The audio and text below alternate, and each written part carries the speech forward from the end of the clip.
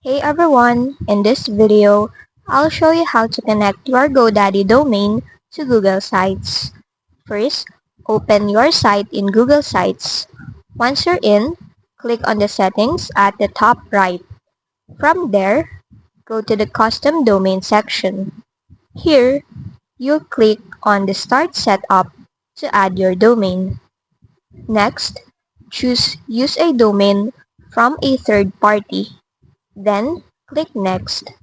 At this point, you'll need to add your domain. So, go to your GoDaddy account. Once inside, click on your profile at the top right, and from the drop-down, select My Products.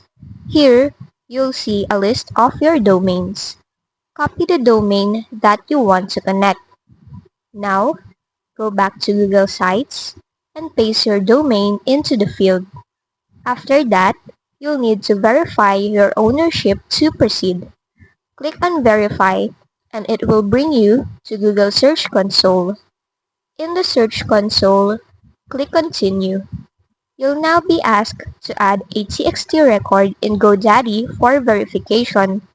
Copy the TXT record provided, then go back to your GoDaddy account. Beside your domain, click on DNS. Now, add a new record, and for the type, select TXT.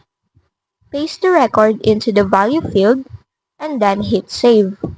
After saving, go back to Search Console and click Verify. Once your ownership is verified, go back to Google Sites. You should now be able to click the Next button to continue the setup. The next step is to add a CNAME record. So, return to your GoDaddy DNS settings, add a new record, and choose CNAME for the type. Paste the values provided by Google Sites, then click Save. Finally, go back to Google Sites and click Done. And that's it.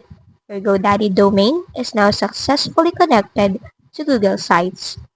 If this video helped you, don't forget to like, subscribe, and hit the bell icon for more tutorials.